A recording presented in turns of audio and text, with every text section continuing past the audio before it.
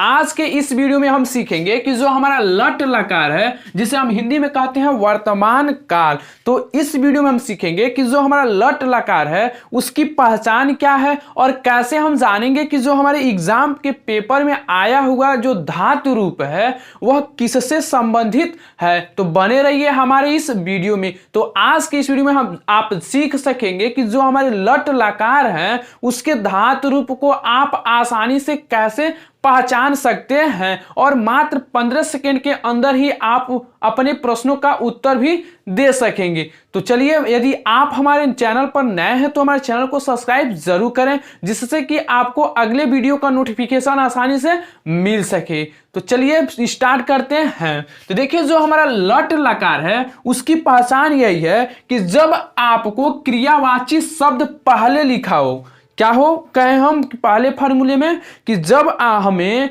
क्रियावाची शब्द पहले लिखा हो और दूसरा जो रूल यही है कि क्रियावाची शब्द के बाद फार्मूले का प्रयोग हुआ हो। तो देखिए एक बार और हम आपको बता देते हैं कि जब आपको धातु रूप में क्रियावाची शब्द पहले लिखा हो और क्रियावाची शब्द के बाद जो हमारा फार्मूला है वह लिखा हो तो वह जो हमारा धातु रूप है वह लट लकार से संबंधित होगा। तो किससे संबंधित होगा? तो लट लकार से।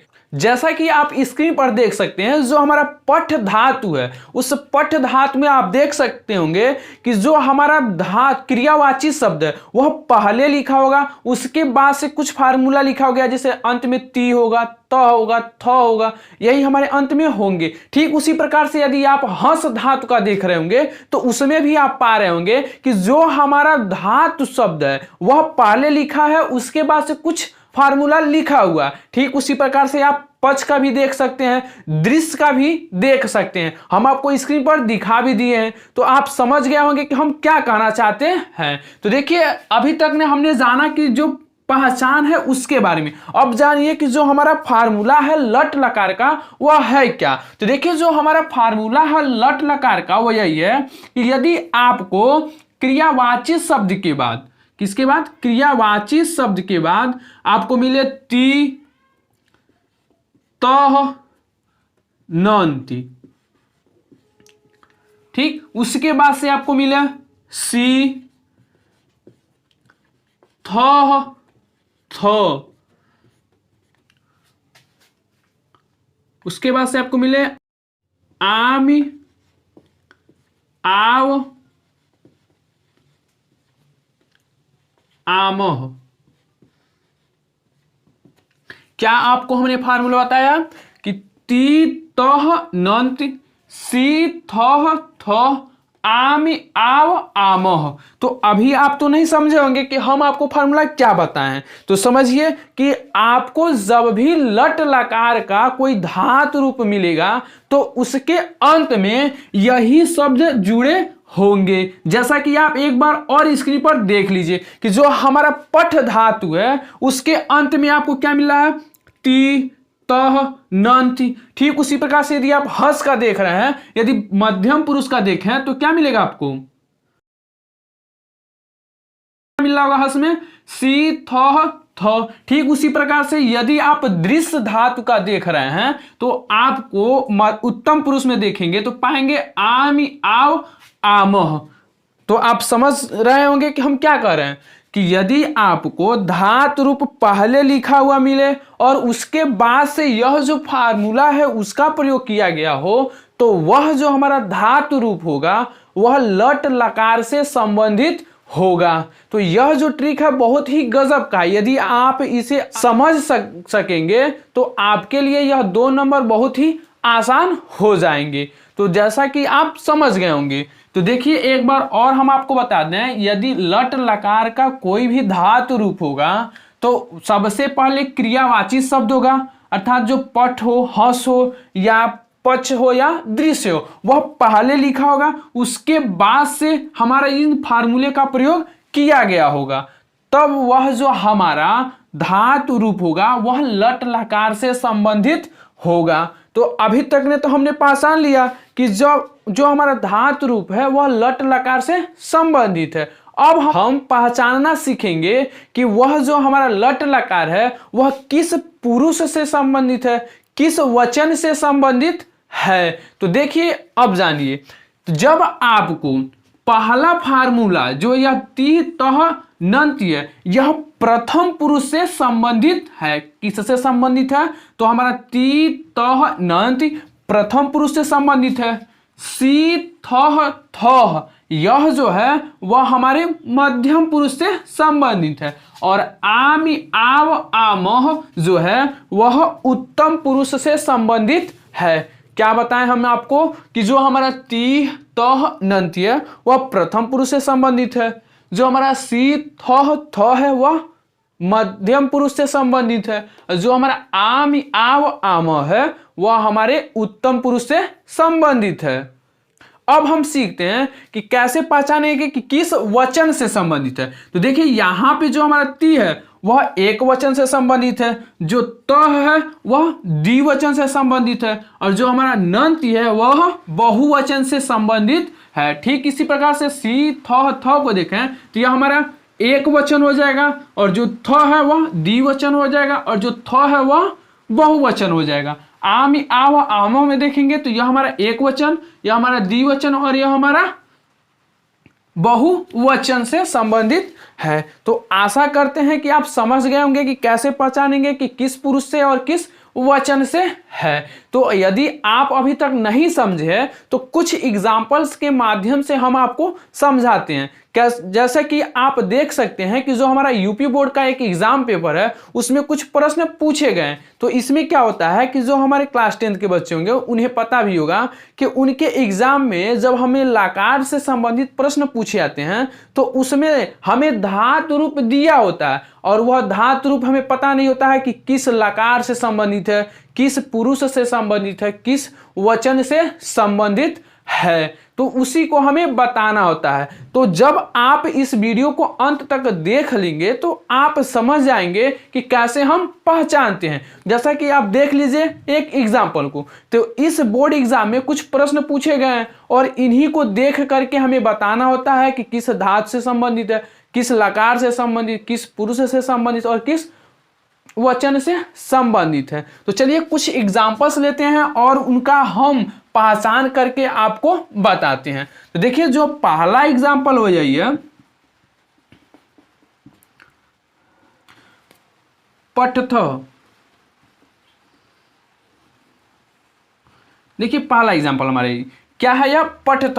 अब इसी पठथ को हमें पहचानना है कि किस धातु से संबंधित है, किस पुरुष से संबंधित है, और किस वचन से संबंधित है, और किस लकार से संबंधित है। तो देखिए हमने आपको पहले ही बताया है कि यदि हमें जो दिया गया धातु रूप है उसमें क्रियावाची शब्द पहले मिले, क्या मिले, क्रियावाची शब्द। साधारण में समझिए कि जो धातु रूप है यदि वह धातु रूप पहले लिखा मिला तो वह जो हमारा लकार होगा वह लट लकार होगा। तो देखिए यहाँ पे जो हमारा एग्जाम्पल है इसमें धातु क्या, धातु रूप जो है पहले लिखा है, क्या है, पठ। उसके बाद से जो हमारा फार्मूला है उसका प्रयोग किया गया है। तो यह इस पठ से हमें ज्ञात हो गया कि यह जो लकार है वह लट लकार से संबंधित है। तो देखिए यहाँ पे यदि हम लकार लिखें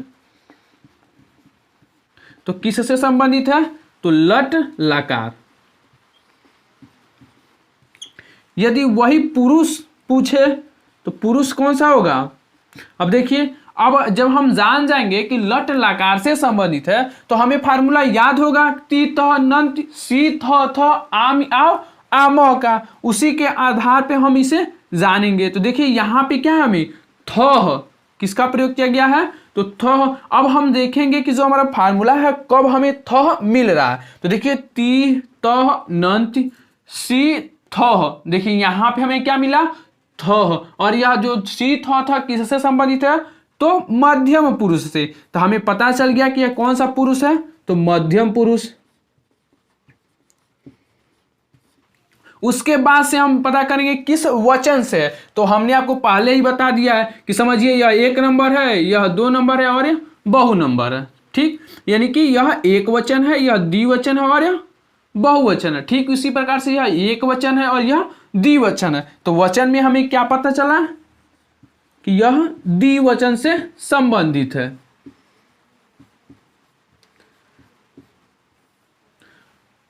उसके बाद से हमें ये भी पता करना होता कि कौन सा धातु है। तो देखिए यहाँ पे जो लिखा गया धातु क्या है, पठ। तो हमें ऑलरेडी ही पता हो गया कि जो धातु है वह कौन सा है, तो वह पठ धातु से लिया गया है। ठीक इसी प्रकार से एक दूसरा एग्जांपल लेते हैं, जैसा कि हसाम। क्या है, हसाम। तो हसामह, तो देखिए इसमें जब हम पता करेंगे कि यह कौन से लकार से संबंधित, देखिए यहां पे हमें क्या मिला, तो हंस, और हंस जब हमें मिल गया तो हमें पता चल गया कि लट लकार से संबंधित है। तो अब हम फार्मूला भी लागू करेंगे लट लकार का ही, और उसमें हम पता करेंगे कि यहाँ पे जो आम आ रहा है, आमह, वह किस वचन से संबंधित है और किस पुरुष से संबंधित है। तो देखिए हंस से हमें मालूम हो जा रहा है कि जो धातु है वह कौन सा है, तो हंस। उसके बाद से लिखा पता करना होता है हमें लकार का। तो लकार हमें क्या मिल रहा है, तो लट लकार। उसके बाद से हमें लिखना होगा क्या, पुरुष।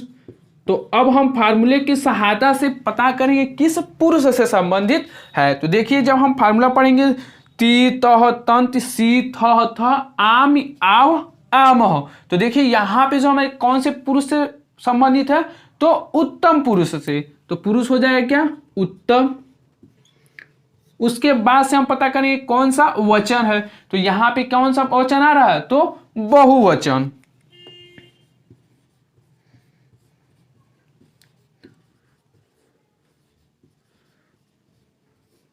तो देखिए यहाँ पे हमने धातु रूप भी लिख लिया, लकार भी लिख लिए, उसके बाद तो पुरुष भी पता कर लिया और वचन भी। तो सिर्फ इतना ही लिखने से हमें 2 नंबर अपने एग्जाम में कंफर्म हो जाते हैं। तो आशा करते हैं कि आप समझ गए होंगे कि हमें किस प्रकार से फार्मूले को अप्लाई करना है और कैसे हमें अपने प्रश्नों का जवाब देना है। तो चलिए एक और एग्जाम्पल लेते हैं और उसे भी हम समझते हैं। तो देखिए तीसरा एग्जाम्पल यही है, पश्यन्ति। क्या है, पश्यन्त। तो इसमें भी आपको धातु रूप जो है पहले मिला है, क्या, पश्य। और पश्य से हमें पता चल गया कि यह कौन से धातु से संबंधित है, तो पश्य से। आप यही समझेंगे, लेकिन नहीं, जो पश्य है वह नहीं होगा, बल्कि इसका धातु रूप दृश्य होगा। क्या होगा, दृश्य। आपको यही बताने के लिए हमने इस एग्जाम्पल्स को भी टेकअप किए हैं। तो पश्यन्त से आप समझ जाएंगे कि देखना, और देखने के लिए जो संस्कृत में होगा वो क्या होता है, दृश्य। तो जो धातु होगा वह किससे संबंधित होगा, तो दृश्य से, ना कि पश्य से। तो आप समझ लीजिएगा क्या, कि पश्य जब आएगा तो जो हमारा धातु है वह दृश्य होगा। क्या होगा, दृश्य। उसके बाद से हम पता करेंगे किस वचन लकार से संबंधित है। तो लकार हमारा क्या बन रहा है, तो लट लकार ही। उसके बाद से जो पुरुष है, पुरुष कौन सा हो रहा है, तो पता कीजिए फार्मूले के अनुसार। तो पश्यन्त है तो हमें कब मिलता है, ती तह नंत। तो यहां पे हमें किसमें मिला, तो प्रथम पुरुष में ही। अब पता करेंगे वचन। तो वचन में हमें क्या मिल रहा है, ती तह नंति, यानी कि बहुवचन में। तो इस प्रकार से हम पहचानते हैं कि जो हमारा दिया गया धातु रूप है वह किससे संबंधित है और फार्मूला हमारा क्या हो रहा है। तो यदि आपको यह वीडियो अच्छा लगे तो लाइक जरूर कीजिएगा और अपने दोस्तों के साथ भी इस वीडियो को शेयर जरूर करें। तो चलिए नेक्स्ट वीडियो में हम सीखते हैं कि जो हमारा लुट लकार है उसका हम पहचान कैसे करते हैं।